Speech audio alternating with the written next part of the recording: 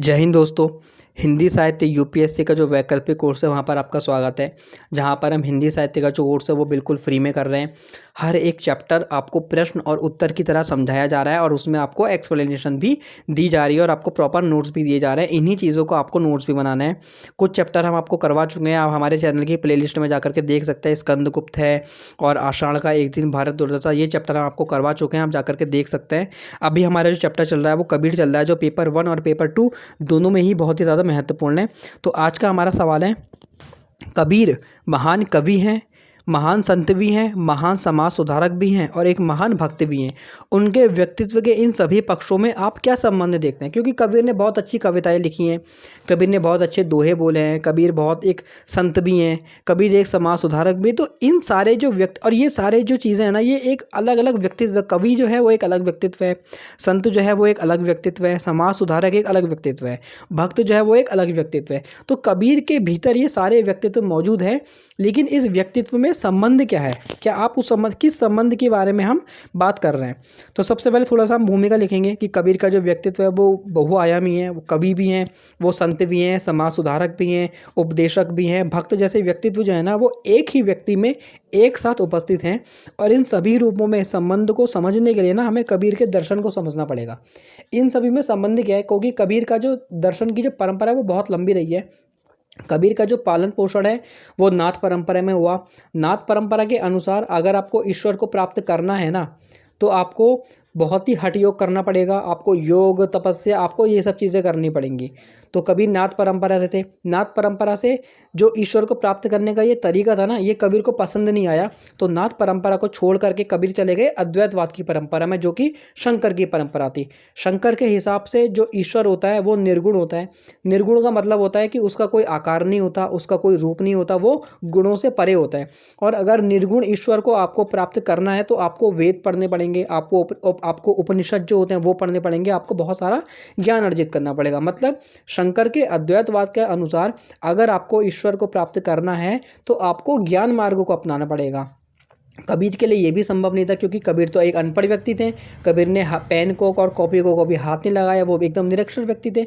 तो कबीर ने अद्वैतवाद का जो मार्ग था वो भी छोड़ दिया। लेकिन कबीर ने अद्वैतवाद की परंपरा से ना जो ईश्वर का निर्गुण रूप है ना उसको पकड़ लिया। ठीक है, कबीर आगे बढ़े, फिर कबीर को मिली वैष्णव परंपरा। वैष्णव परंपरा ये कहती है कि अगर आपको ईश्वर को प्राप्त करना है ना तो आपको ज्ञान भी नहीं करना, आपको ज्ञान नहीं लेना, आपको योग भी नहीं करना, आपको सिर्फ और सिर्फ भक्ति करनी है, इसके अलावा कुछ नहीं करनी है। तो ये मार्ग जो है वो सबसे ज़्यादा सुलभ मार्ग था कि भक्ति करो और ईश्वर को प्राप्त करो। लेकिन जो वैष्णव परंपरा का जो ईश्वर है ना वो सगुण ईश्वर है। सगुण ईश्वर मतलब जिसकी पूजा हम लोग करते हैं, जिसकी मूर्ति होती है, जिसका एक आकार होता है, जिसका रंग होता है, जिसका रूप होता है। तो वैष्णव परंपरा के अनुसार ईश्वर को प्राप्त करने का जो मार्ग था वो कौन सा मार्ग था? भक्ति मार्ग था। और अंतिम रूप से कबीर ने इस भक्ति मार्ग को अपनाया। कबीर ने वैष्णव परंपरा के भक्ति मार्ग को तो अपना लिया, लेकिन वैष्णव परंपरा का जो सगुण ईश्वर है ना उसको नहीं अपनाया। कबीर ने कहा मैं अद्वैतवाद का निर्गुण ईश्वर को अपनाऊंगा।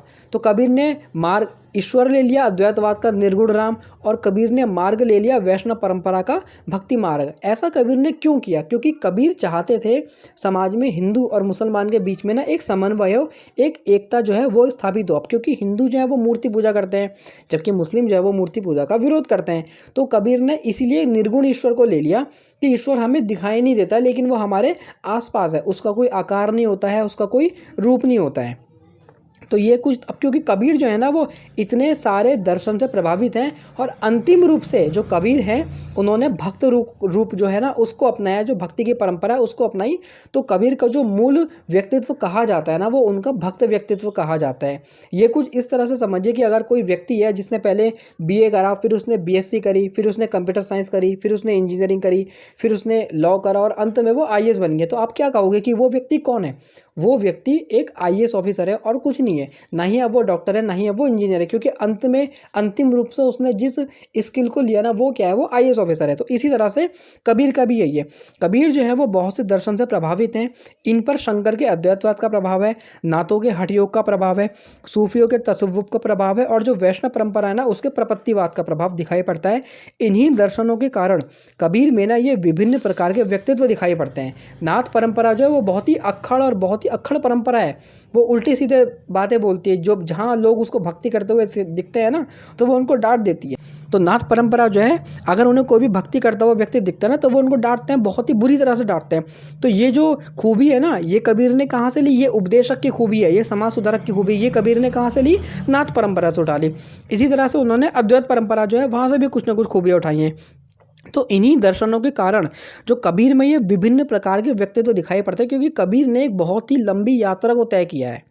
ठीक है, निस्वार्थता, निर्भयता, प्रगतिशीलता, आध्यात्मिकता, संवेदनशीलता, ये जो सारे गुण है ना, वो इन दर्शनों की देन है। कबीर कहते हैं कि कबीर के भीतर संवेदनशीलता है प्राणी मात्र के प्रति।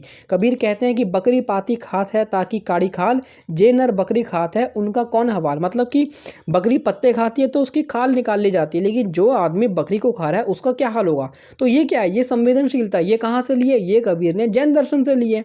इसी तरह के कबीर के भीतर ये सारे जो गुण है ना, वो पाए जाते हैं।